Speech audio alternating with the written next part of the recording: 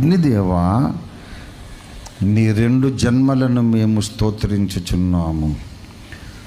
నీ భూలోక జన్మను మేము ప్రస్తుతించుచున్నాము. నీ పరమ జన్మను మేము ప్రస్తుతించుచున్నాము. అగ్ని 2 జన్మలు గలవాడు.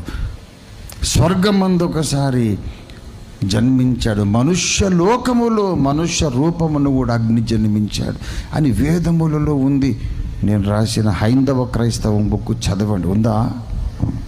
హైందవ క్రైస్తవం బుక్ చదవండి.